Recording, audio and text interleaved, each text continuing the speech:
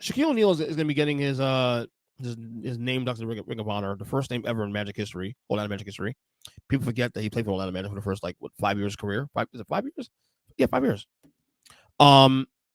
And I'll play a clip I saw late last week. It's on Nightcap with Shannon Sharp, and he had Gilbert Arenas on the show. He has him on like once or twice a week, and they were discussing Shaq's legacy in terms of Orlando and whatnot, if he's the greatest Magic player of all time. Gilbert Arenas has actually had a very surprising take when it came to this. Here's the clip here. Closely behind Dwight. Oh, you think you get? Oh, you got Dwight in Magic history. You got? Was only there 4 years. That's it, right?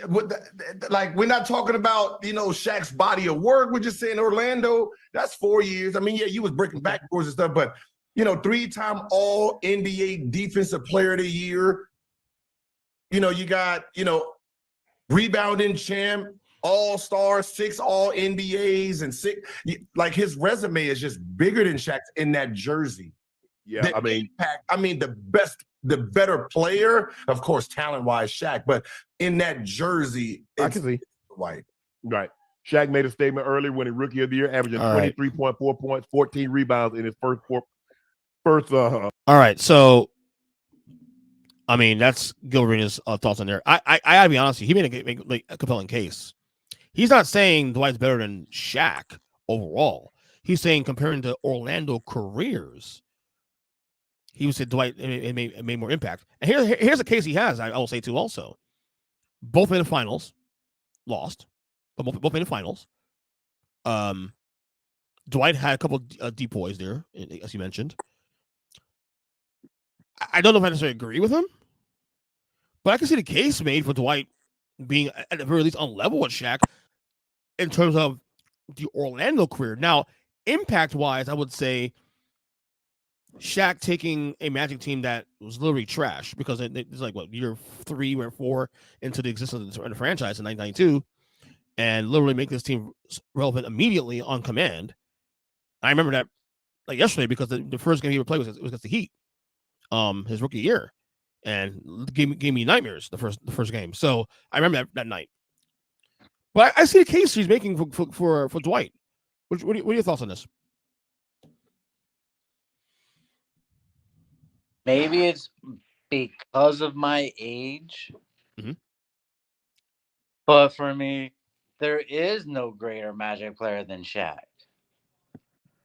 I hated Shaq so much when he left Orlando for the Lakers. Mm-hmm.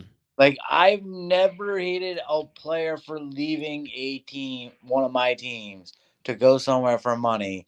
Like, I hated Shaq for leaving. Because at the point he left, he was the most dominant player in basketball. Yeah. And what he could have done for the Magic always had you dreaming.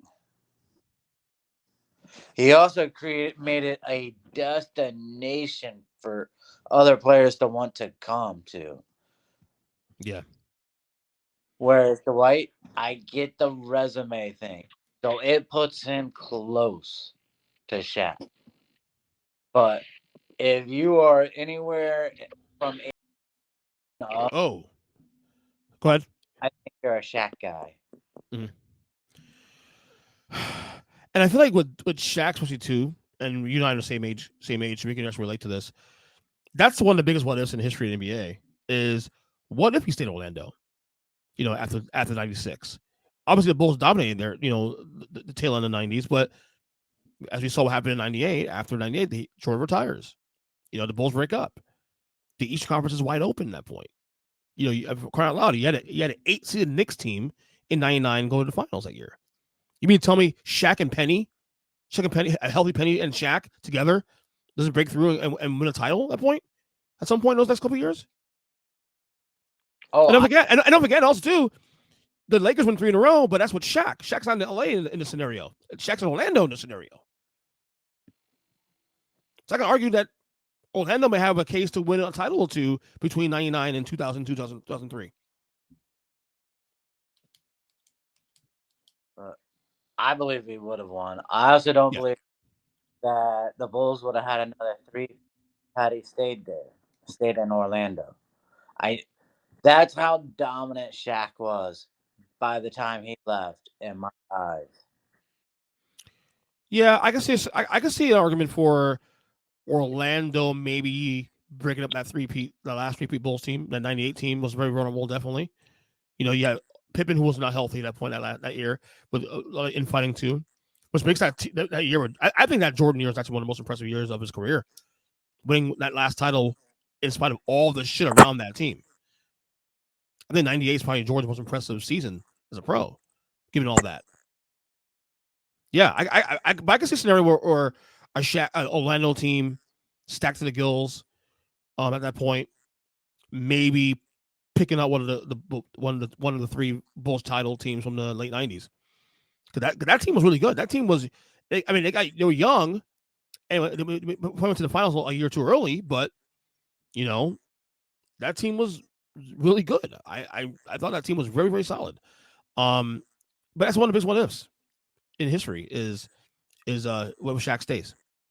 Shaq even says himself. I don't know if he really believes this, but Shaq did say himself in recent years that he regrets leaving leaving Orlando early as he did. I regretted not understanding how much state income tax California was going to take out of his pay. That too. He didn't consider that either.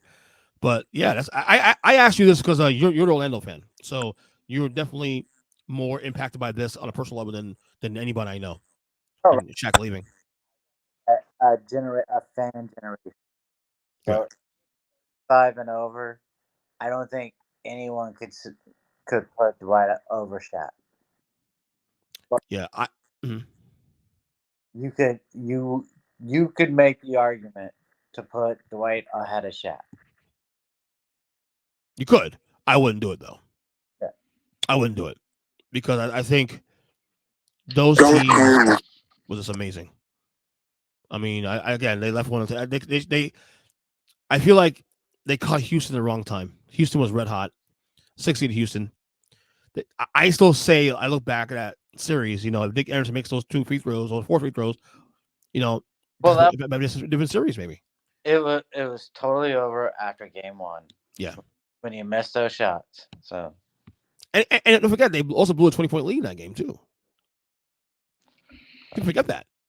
That was the whole youth thing. Like it was so young, and then once they blew the lead, that series mentally fucked them. I don't think Houston was much better than Orlando on talent. I don't think they were. I just think they mentally broke at the game. Yes.